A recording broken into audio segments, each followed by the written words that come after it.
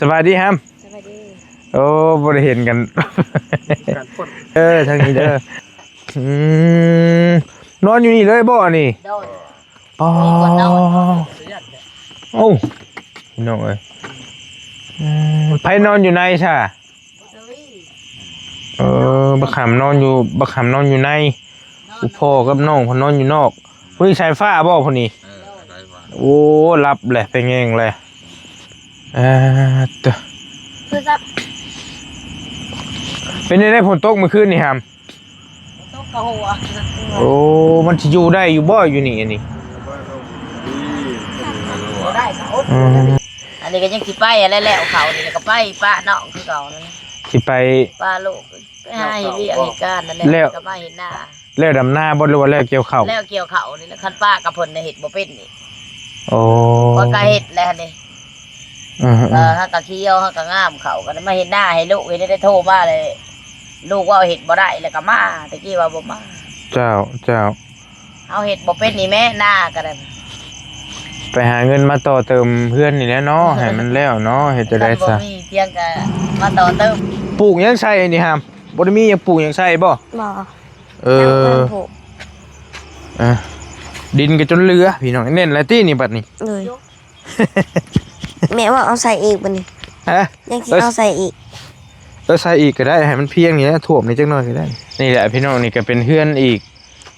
กหลังนึงที่บ่รีสร้างให้เพิ่นบ่สำเร็จเนาะเพราะว่าผู้ใหญ่เพิ่นก็เพิ่นซอยน้องได้ซำนี้แล้วก็เพิ่นก็โจะไว้ก่อนเนาะโอ้บ่ยาวกินเด้อนบมือขอบใจเพิ่นเด้อแบ่งไว้ใช้แล้วแต่เจ้าแตะนึงสิให้เอาไปกินเดี๋ยวอาจจะซื้อเอาไม้บืนเด้อ โดย ไปทอดไปต้มกินกันแล้วแต่โอเค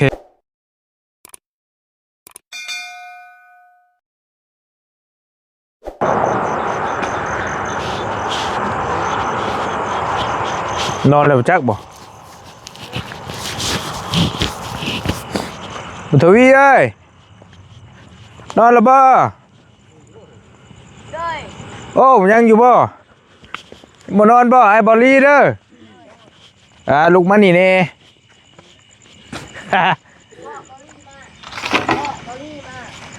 ให้มีอย่างไม่เบิดปนนี่อย่าแล้วหรอกเรานอนบ่ผู้ใดบ่ทันนอนมาว่าน้ำอ้ายนี่บ่มีหยังหลายดอกมาขอแม่งหยังก่อนมาขอแม่งช้อนน้ำยังนอนอยู่นี่อยู่ฮะเอาเราอันแมงช้อนดิ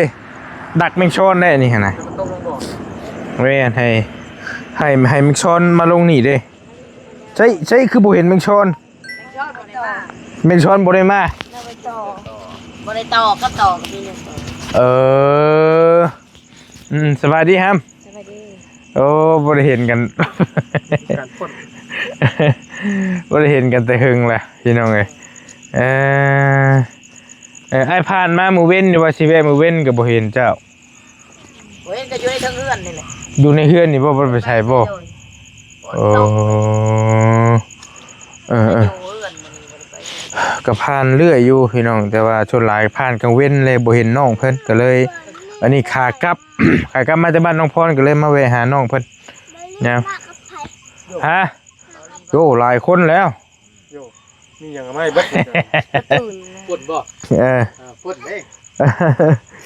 ด้สบายดีเด้อพี่น้องเด้อสบายดียำแรงๆเนาะตอนนี้ก็2 ทุ่มพี่น้องเนาะ2 ทุ่ม2 ทุ่มก็คือ8 โมงนั่นเองมันบ่ดีหรอกน้องบอกกินข้าวแล้วบ่โยกินแล้วบ่กินแล้วมียังกินเลยบ่มียังฮะเดี๋ยวมีอย่างก็เอามาได้ฮะกินมาแล้วโบยากน้ำเนาะมาแต่พลานผู้สบายดีเด้อทางนี้เด้อนอนอยู่นี่เลยบ่นี่โดยอ๋อ โอ้พี่น้องเอ้ยไผนอนอยู่ในซะบักขามนอนอยู่ในอุพ่อกับน้องเพนนอนอยู่นอกผู้นี้ชายฟ้าบ่ผู้นี้โอ้รับแหละไปแง่งเลยตัวเป็นได้ฝนตกเมื่อคืนนี่ครับ ตกกระหัว โอ้มันจะอยู่ได้อยู่บ่อยู่นี่อันนี้ ได้ก็อด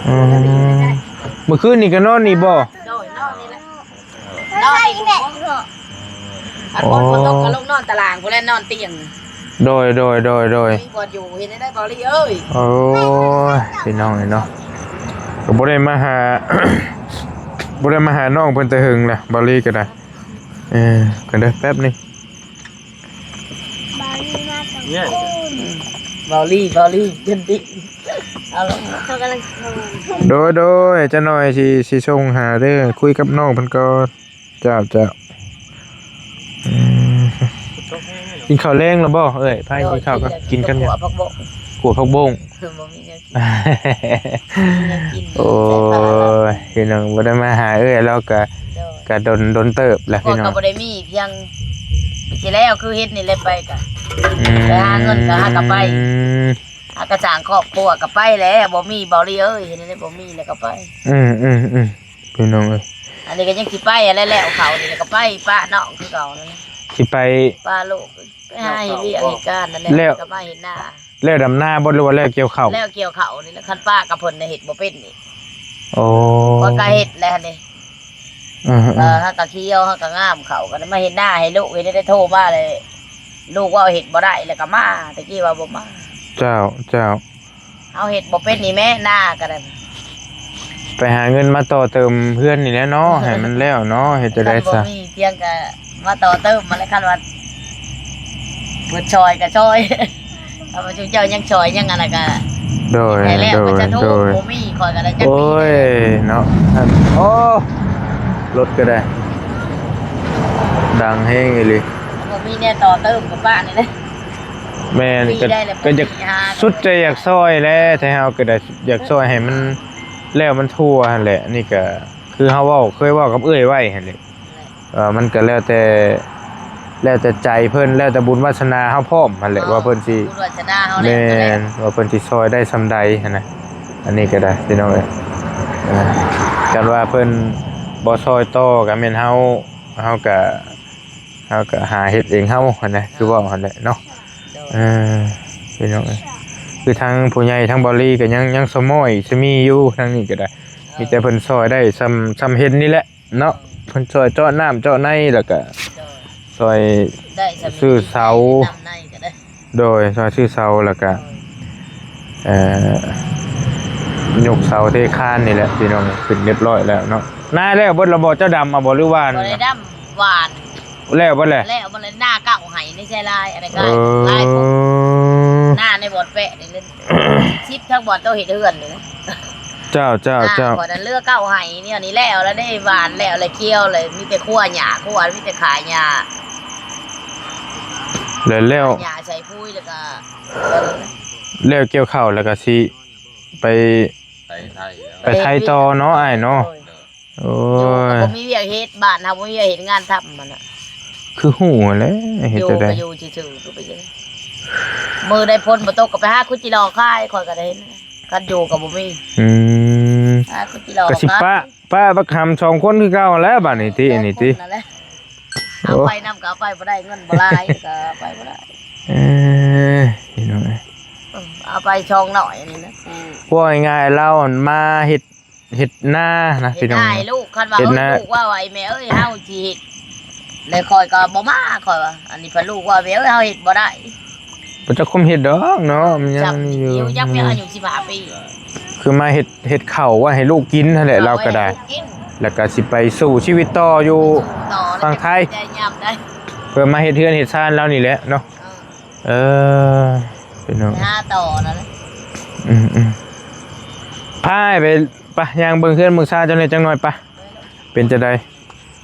นี่พี่น้องเอ้ยมาพี่มาเบิ่งสิเป็นบ่าวแล้วนี่เนาะ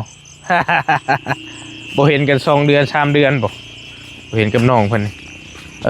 โอ้นี่เข้าแล้วบ่แยวโอ้ว่าเอาอันนี้เนาะอันนี้เนาะเขียวงามเด้อเด้นี่พี่น้องเอ้ยเอิ้นเทินอยู่ ใส่ปุ๋ยเลย ฮะ ใส่ปุ๋ยเลย ใส่ปุ๋ยเอา ใส่แล้ว หน้าเก้าให้10ให้แล้วก็ได้งามอยู่เขียวคักอยู่บล็อกแบกกันยังคือเก่าเนาะ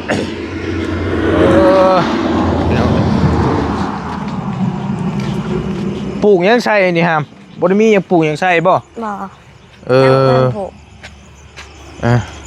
ดินก็จนเรือพี่น้องเน้นแล้วตี้นี่บัดนี้ เลยแม่ว่าเอาใส่อีกบัดนี้ ฮะ ยังสิเอาใส่อีก ใส่อีกก็ได้ให้มันเพียงนี่นะท่วมนี่จักหน่อยก็ได้เล่นแล้วตัวนี้แล้วก็ก่อได้ด้านนึงพี่น้องเอ้ยแล้วก็บ่ได้ก่ออีกเลยเพราะว่าเราบ่มีงบเด้บ่มีเงินซื้อปูนซื้อเหล็กต่อ ปูนเอาไปเวียดเลย ฮะ ปูนเอาไปเวียด ยังจะชอบปูนฮะ ยัง17เนี่ยมันค่ายังมันนี่พอจะคือก่อบ่ได้ มันบ่ได้ขายยัง ทรายก็คือว่ามีอยู่ เล็กมืดแล้วก็บ่ยา บ่มีเหล็กบ่ เลย โอ้ก็บ่ได้เฮ็ดให้กับค่าเวียกนี่เห็นแล้วบ่ก็บ่มีเหล็กตัวเราก่อนี่เราใส่เหล็กเด้บ่ยาวไว้นี่เห็นบ่นี่เราคือใส่นะนี่เนาะมันแน่นหนากว่าบ่เหมือนนี่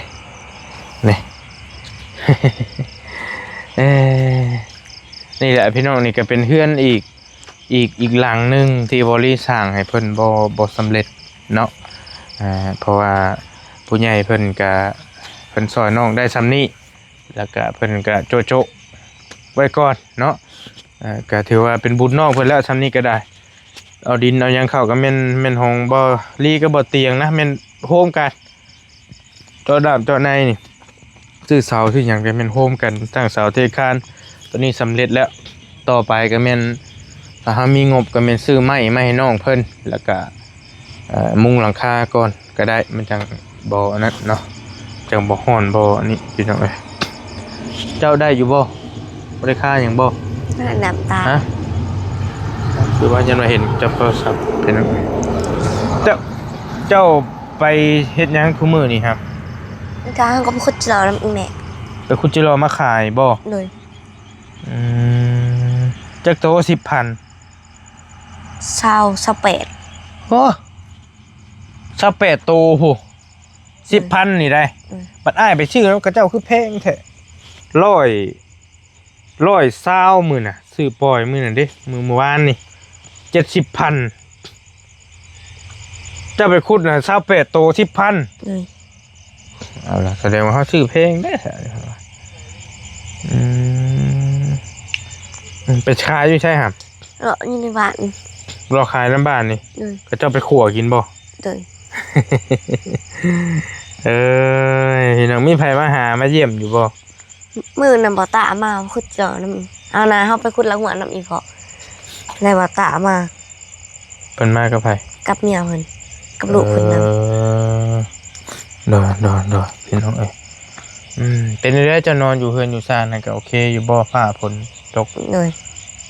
เพราะว่าเมื่อคืนนี้ตกแห้งแล้วคืนนี้เนาะ เลย เห็นน้ำอังน้ำมากเบิดเลยที่เพราะว่าพี่น้องเอ้ยเปียกบ่หันอยู่ใช้มันเปียกเฮือนจ้ะ อยู่ใน พอเราก็นอนอยู่นอกพี่น้องแม่สิไปท้ายป้าได้บัดนี้เนาะนี่เนาะ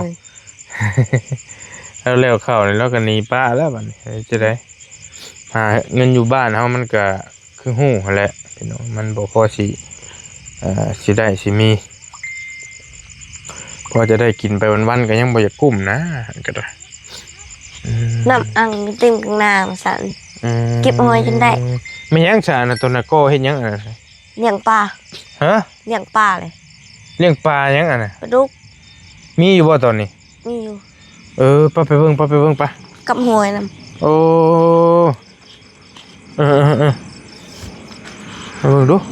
ปลาดุกนั่นน่ะเดียวนึง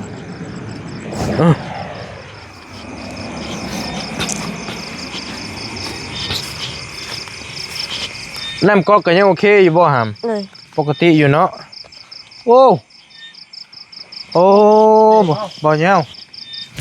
ใช่คือน้ำโตนึงอันนี้โอ้3โต 4 ปลาดุกพันธุ์บ่นี่หาม เลย มีหอยพร้อม เลย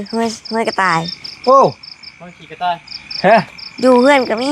หน่วยใหญ่ บางทีก็ได้ อันนี้นี่กระปูนี่คือบอกมันออกแซ่นี่ ที่บอกเราเอาเขา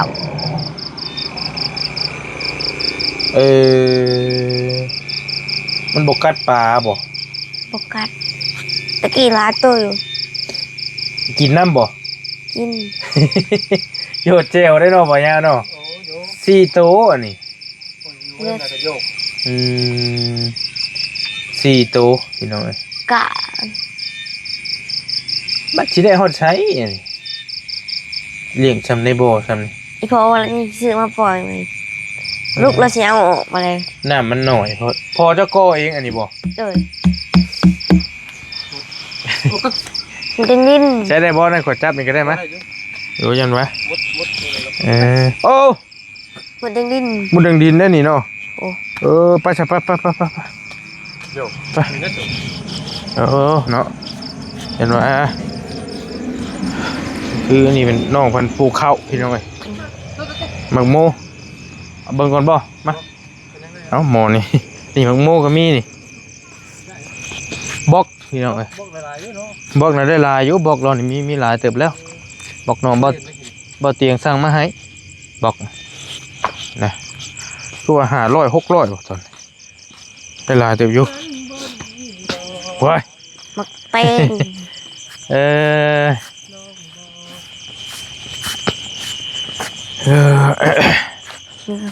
เต้ง มันยังปลูกยังใช่ตัวนี้ โอ้ เป็นหมากแล้วบ่กำลัง ก็เป็นดอก กำลังขึ้นพี่น้องเลย งามเนาะ เขาถ่ายอยู่ตอนนั้นมันอ่ะนะสมพอดีอ่ะไปใส่แกงเห็ดปวก ก็มี ฮะ ต้นหู มะฮุงก็มี เดินมาหงกาก็มาปลูกมากระติก ไก่จะได้หามยังบ่ไก่ อยู่ให้ ย่างอะไรไก่ก็ได้ของ อืม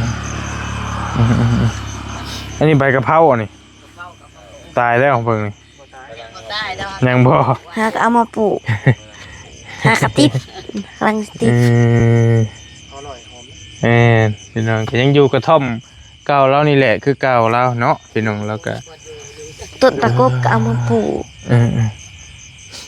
ลำบากคือเก่าให้ไปได้พี่น้องอดเอาก่อนเนาะไปมานั่งพี่วันนี้ไอ้กับมานี่แหละมาเยี่ยมมายามบ่มี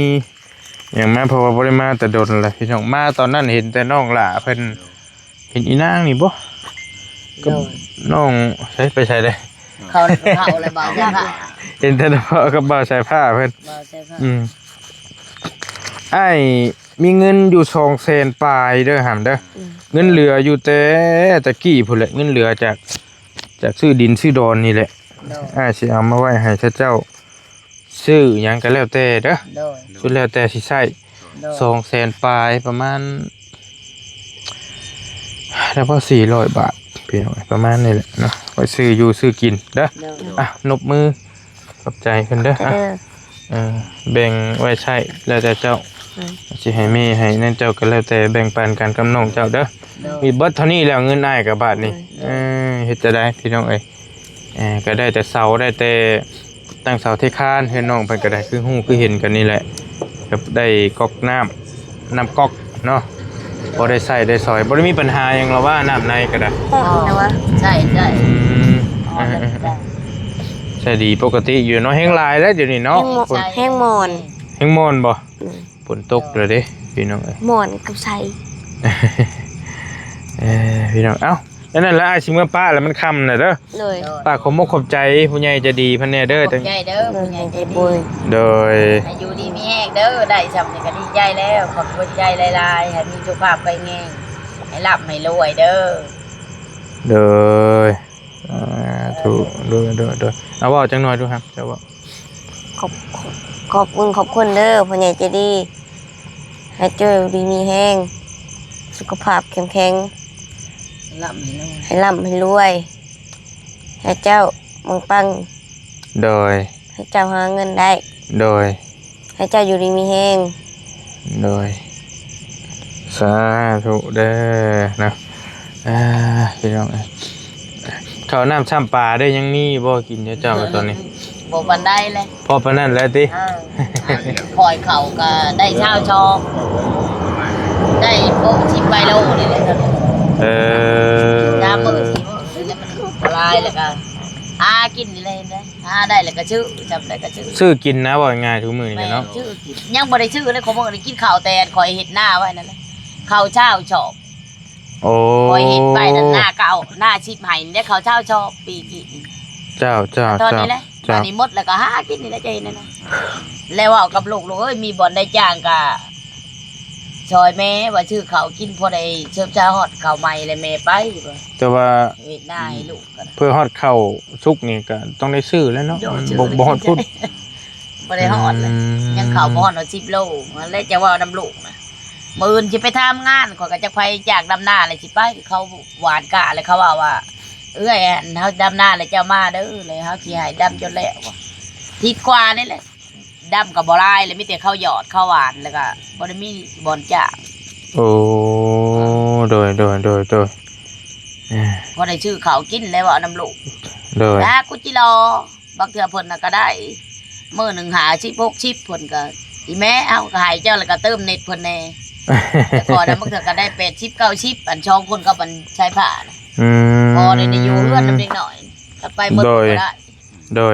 ยเอาแน่ๆเลยแล้วสู้ๆเด้อหอยมาจะใส่ ห้อยก็ได้ชื่อคล้ายๆมื้ออื่นนี่นะโลนึง40ได้พอได้ชื่อเขากิน โอ้ ห้อยกระต่ายห้อยหน้านี่แหละห้อยน้องพุทธวีกับห้อยพ่อแม่น โดย คล้ายพ่อได้ตื่มก็ชื่อเขากินเว้านะฝนตกแล้วไปเก็บพ่อได้ชื่อเขากินอยู่ ลำบากแล้วพี่น้องเนาะอยู่เฮ็ดจะได้ป้าไปเอามีน้ำรถอ้ายเด้อป้าให้ชิมมาป้าเด้อบัดนี้ดังนั้นเด้อสู้ๆเด้อเด้ออยู่ดีมีแฮงเด้อโดย หน้าก็ได้เก่าให้ เจ้าป้าบ่ไปกี่อย่างลูก ไปบอก อันนี้เตียงแต่อ้ายซื้อมาพุ่นนี่เนาะ จังมันเปียกเลย เปียกแล้วตากฝนว่าฮ้อน ขี้ต้ม ไปพี่น้องเอ็มเอามาใช้นี่ก็ได้รีมาแต่พารานพุ่นแหละบริก็ได้ผ่านมาซุมืออยู่ดอกมาหาน้องเพิ่นนี่ก็แต่ว่าบางมือก็บ่เห็นน้องเพิ่น โค้งหกเลย ฮึบใช้ประธานไปใช้ได้แม่นรถซอยไปแล้วบ่ย่านอยู่เบิ่งชงรถ10ล้อเอาไปแล้วไปจักบ่มานั่งเบิ่งเสียงอยู่ มานั่งเบิ่งบักเชียงโอ้ถึกแล้ว คนตก ฝนตกจะมีแล้วหามเด้อนี่มันเหลือซ้ำนี่เจ้าไปต้มชูน้องชูนุงกินเด้อมันมีอย่างอีกวะเบิ่งแล้วบ่เด้ยังมีไข่ไก่อยู่แตะนึงเอาไปกินเดี๋ยวอาจจะซื้อเอาไม้บืนเด้อ โดย ไปทอดไปต้มกินกันแล้วแต่โอเคไปจะสู่ได้หามเด้อเบิ่งรถเด้อเดี๋ยวรถมาก่อนรถในก่อน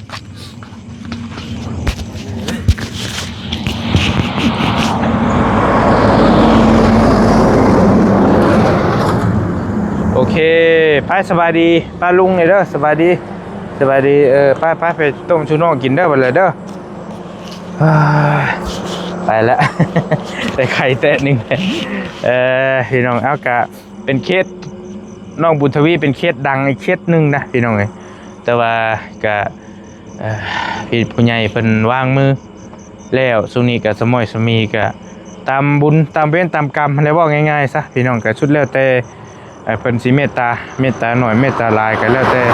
ผู้ใหญ่จะดีเพิ่นนี่ก็ได้เนาะทั้งบริก็เหลือเงินอยู่200,000 ปลายมามอบให้น้องเพิ่นก็ถือว่าเบิดบาทดีเนาะวันนี้แต่บริเองก็ขอขอบใจขอขอบคุญขอบคุณในหลายทาง